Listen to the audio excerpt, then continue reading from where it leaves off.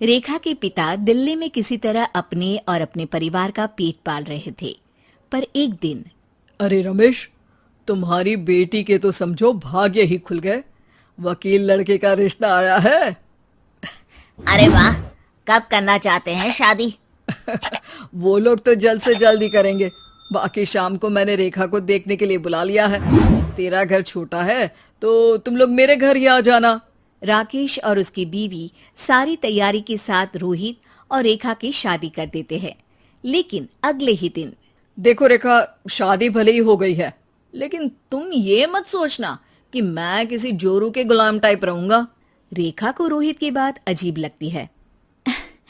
मैं ये तो सोच भी नहीं सकती और ना ही चाहती हूँ, लेकिन शादी के अगले ही दिन इस तरह की बात की उम्मीद भी नहीं थी। रोहित रेखा के मुंह से ये बात सुनकर गुस्सा हो जाता है। अरे, काफी जबान भी चला लेती हो। माँ ने सिखाया नहीं कि पति से कैसे बात करते हैं? रेखा अब चुप रहने में ही भलाई समझती है। रेखा, जल्दी से नाश्ता तैयार कर लो। आज पहला दिन है, सारे काम तुम्हें समझा दूंगी। ये नौकरानी है जो तुम्हें बता देगी कि कैसे कैसे क्या करना है। फिर इसकी कल से छुट्टी है। रेखा भी ससुराल में जी जान लगाकर काम करने लगती है। खाली समय मिलता तो पति के वकालत की किताब उठाकर पढ़ने लगती। ये क्या, जब देखो तब पढ़ती रहती है।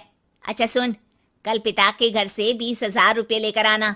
मेरे छोटे बेटे की फीस भरनी है। लेकिन पापा क्यों भरेंगे उसकी फीस? अरे वाह जी वाह, पापा क्यों भरेंगे? तो ये बता, हम क्यों रखेंगे तुझे यहाँ? क्यों खाना देंगे फ्री में? अरे, क्योंकि मैं बहू हूँ इस घर की। तभी वहाँ रोहित आ जाता है। अरे वाह, बड़ी जबान चला रही हो। चुपचाप माँ जो कह रही है वैसा कर, वरना सामान उठा और जा अपनी झोपड़ी में। बेचारी रेखा क्या करती, पिता के घर जाती है, उनको सारा हाल बताती है। पिता भी जैसे तैसे पैसों का इंतजाम कर बेटी को ससुराल के लिए विदा करते हैं। देखा, अब कहाँ से आए पैसे? अरे बहुत माल है तुम लोगों के पास, बस सीधी उंगली से निकालते नहीं। नहीं नहीं माँ, पापा ने अपनी मोटरसाइकिल बेचकर पैसों का इंतजाम किया है। पता नहीं अब वो ऑफिस कैसे जाएंगे। अरे वाह भाई, ये भी हम सोचे। खैर, जैसे तैसे दिन बीतते हैं। रेखा जहाँ एक प्यारे से बेटे की माँ बनती है, तो वहीं उसका वकालत की किताब में ज्ञान और गहराता जाता है। हे भगवान, बुरे फंसे। ये केस तो लगता है कि मैं हार ही जाऊंगा। देखिए, मैंने आपकी इस केस की फाइल पढ़ी थी।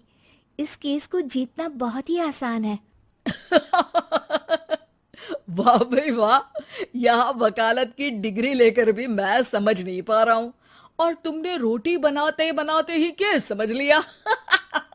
अरे जाओ जाओ, जाकर मुन्ने को संभालो। केस मैं संभालूंगा। ए लड़की सुन, जाकर अपने बाप के यहाँ से 3 लाख लेकर आ।